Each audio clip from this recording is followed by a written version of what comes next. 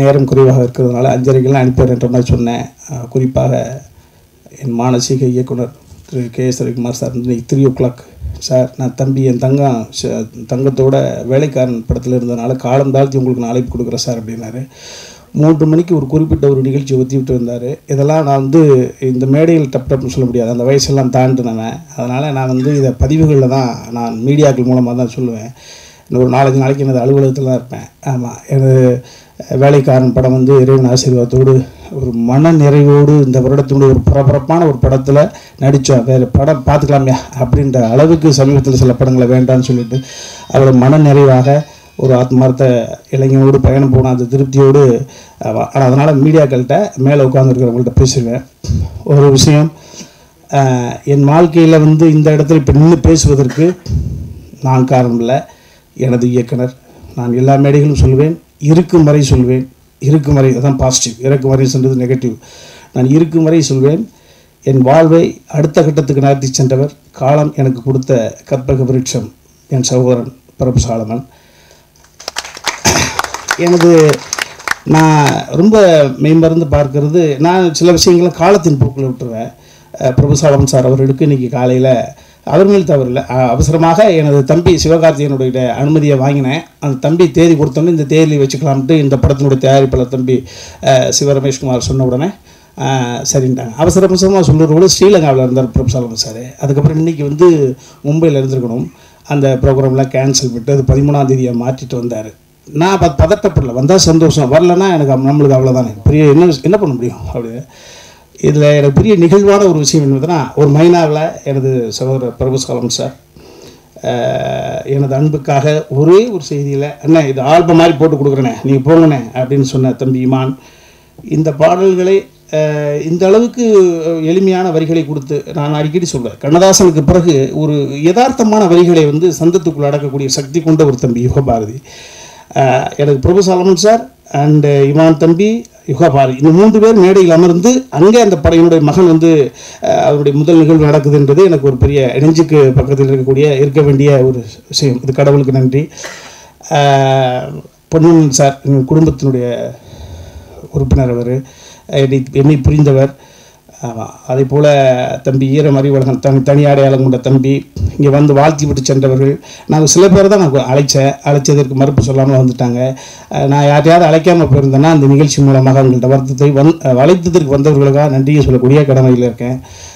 எனக்கு பிள்ளை இவன் பிறந்ததில்லை, யார் பிறந்திருந்தாலும் ஒரு பெத்த பிள்ளைக்காக ஒரு அப்போ இந்த இடத்துல நின்று காலத்தின் கட்டாயம் எல்லோரும் சொல்லதை போல் ஒரு சின்ன ஒரு முகப்பு, ஒரு ஜஸ்ட் ஒரு டோர் ஓப்பன் பண்ணிவிடும், அவ்வளோதான். அவனிடம் என்ன தனித்தகுதி இருக்குதுங்கிறது அவன் தான் உருவாக்கிக்கணும், அது அவனுக்கு உணர்ந்து வந்திருக்கும். எனது குழந்தைகள் சின்ன வயதாக இருக்கிற பொழுது எனக்கு இந்த நிலை கிடைக்கல. அதனால் ஒரு விஷயம், எனது போராட்டங்கள் எந்த இடையில் நான் யார் கூப்பிட்டாலும் அவருடைய பக்கத்தில் ஓடிக்கூடிய ஒரு கை குழந்தையாக இருந்த என்னை ஒரு கட்டுப்பாட்டுக்குள் கொண்டு என்னை ஒரு கரை சேர்த்து இந்த ஒரு இடத்துல உனக்கிட்ட ஒரு விஷயம் இருக்குங்க அப்படின்ற ஒரு விஷயத்தை எனக்கு என்னை அடையாளம் காட்டிய ஒரு பிரபு சாலமன் சார் என்ற மூலைய. அது மாதிரி அவன் எல்லாத்தையும் பக்கத்தில் பார்த்துருக்கான். ஒவ்வொரு நாள் விஷயத்தையும் நான் அடிப்படையாக எல்லாத்தையும் சொல்லக்கூடிய விஷயம். எப்படி சார் எப்போதுமே எனர்ஜெட்டிக்காக இருக்கேன், எந்த செட்டில் போனாலும் உங்களை எனர்ஜியாக பார்க்குறாங்களே, எல்லாருமே உங்களை வாழ்த்துறாங்களே, அன்பு தான் அப்போ அள்ளி கொடுக்க தேராத ஒரு விஷயம் அன்பு தானே வாழ்க்கையில். ஒரே ஒரு விஷயம் மட்டும்தான் சிம்பிளாக, காலையில் எந்திரிச்சோன்னு கண்ணாடியை பார்த்தோன்னே இன்னும் இன்றைக்கி நான் உசுரோடு இருக்கிறேனே, பரவாயில்லையே. 29 வயசில் பட்டுக்கோட்டை கல்யாண சுந்தரம் இறந்தார், 30 வயசில் ஷெல்லி இறந்தார், 32 வயசில் கணிதமேதை ராமானுஜர் இருந்தார். இந்த பிரபஞ்சத்தை முன்பின் என்று பிரிக்கக்கூடிய அளவுக்கு சக்தி வாய்ந்த மாமனிதர் இறைவன் இயேசு பிரானே இந்த மண் உலகில் மனிதனாக 33 வருட காலங்கள் தான் இருந்தார். மகாகவி பாரதி 39 வருடங்கள் இருந்தார். 54வது வயசில் உசுரோடு இருக்கிறது மிகப்பெரிய பாக்கியமாக நினைக்கிறேன். ஆமாம், இது கடவுளுக்கு இப்படி அமருகிற பொழுது இந்த ஒரு சூழல் எனக்கு கிடைக்கிறது அப்படின்னா நான் இது பெருமையாக சத்தியம் நினைக்க மாட்டேன். இதுக்கு தகுதி உள்ளவளா, இந்த தகுதியை நான் வளர்த்துக்கிடுமே என்ற பயம் பொறுப்பு இதாகும். அந்த வகையில் ஒரு பையனுக்கான ஒரு விஷயமாக தந்தையாக இந்த இடத்துல இருக்கேன். இதற்கு பிள்ளையார் சொல்லி போட்டது தம்பி யுகபாரதி. அண்ணே இப்படி ஒரு கதை கேட்டேனே, எம்பசர்னு ஒரு தம்பி சொன்னாப்புல, கேளுங்கண்ணே அப்படின்னாப்புல. அந்த பிள்ளையார் சொல்லி போடப்பட்டு அதற்கு பிறகு நாங்கள் அங்கீகாரம் பண்ண மாட்டேன். ஏன்னா எல்லாமே எனக்கு மிச்சம் ஏதாவது காசு சேர்த்து வச்சுனா அவன் பேர் தான் வைப்போம். எல்லோரும் சில காலகாலமாக இருக்கக்கூடிய ஒரு விஷயந்தான். அவன் வாழ்க்கை அவனே தீர்மானிக்கட்டும் அப்படின்ற மாதிரி கதை கேட்டான். எனக்கு பிடிச்சிருப்பான்ட்டான். நீ பிடிச்சிருந்து சொன்னப்பா நம்ம பாப்பா பிரபு சாலமன் சட்டை அழைச்சிட்டு போகலாம்னு பிரபு சாலமன் சட்டை என்பது சார் கூட அழைச்சி அதை கதை கேட்டார். சில திருத்தங்கள் சார் சொன்னாங்க. சொல்லிட்டு பண்ணலாம் அப்படின்னு சொன்னார். அதற்கு அன்றைய சாயந்தரம் தான் இந்த என் மகனுடைய எப்படி ஒரு சிவாஜி கணேசன் ஐயா அவர்களுக்கு ஒரு பெருமாள் முதலியார் போல எனது மகனை உமாபதிக்கு தம்பி சிவ ரமேஷ்குமார், இது காலத்தால் மறக்க முடியாத ஒரு விஷயம் தான். அந்த வகையில் எனக்கு வந்து தம்பி நடிகர்கள் ஐயா அவருடைய 3வது தலைமுறை ஐக்கியாக இருக்கட்டும், ஈரம் குற்றம் 23 எனக்கு ஒரு பெரிய ஒரு செட்டில்டான ஒரு பெர்ஃபார்மன்ஸ் வாங்கினாரா. நம்ம என்ன சொல்கிறது, கேரக்டரு அதுக்கு ஒரு நம்மளை நம்பி ஒரு கதாபாத்திரம் பண்ணி எனக்கு அடுத்த மரியாதை. இதுவரை என்னை பயன்படுத்தாமல் இருக்கக்கூடிய அன்பு பங்காளி சுராஜ் அவர்களுக்கும் ஆமாம் நிச்சயமாக அடுத்த படத்தில் என்னை பயன்படுத்துவேன் என்று ஒரு உறுதியோடு என் மண்ணின் மைந்தன் சிவகங்கை செல்லப்பிள்ளை தம்பி பேரரசு அவர்களுக்கும் ஆமாம். அப்போ இந்த படம் சார்ந்த தம்பி இன்பா, எனது தயாரிப்பாளன், எடிட்டர் எல்லாருக்கும் எனது நிஜத்தின் அடித்தளத்திலிருந்து எனது ஆசையை அன்பை ஆசீர்வாதத்தை சொல்லிக்கிறேன். ஒரு விஷயம், நான் இளைஞர்களுக்கு நிறைய கல்லூரிகளில் போகிற பொழுது நான் பேசுவேன்.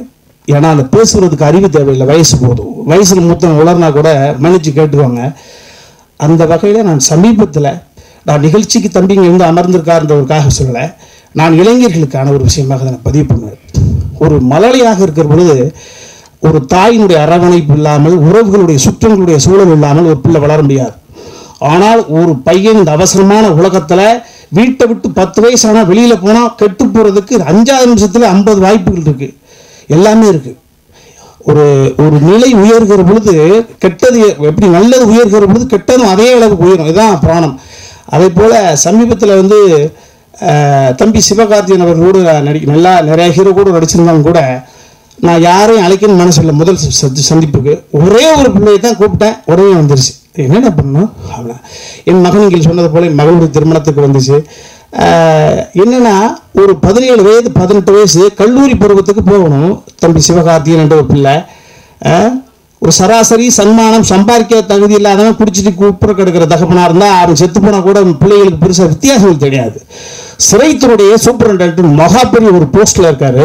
அவர் பார்த்தா வாசலில் அத்தனை பேர் சல்யூட் அடிக்கக்கூடிய மிகப்பெரிய ஒரு கம்பீரமான எனக்கு தொழிலதிபர் ஜமீன் சொல்லும்ல, அது அரசாங்க ஜமீன். ஒரு சிறைத்துறைய விஷயத்தில் 18 வயது எந்த நேரத்தில் தந்தை வந்து தந்தையாக இல்லாமல் தோழனாக மாற முடியுமோ, மாற வேண்டிய அவசியம் இருக்கோ இந்த அவசரமான உலகத்தில் 18-19 வயசில் இந்த மண்ணுலகை விட்டு அவர் இளம் வயதில் இறந்து போகிறாங்க.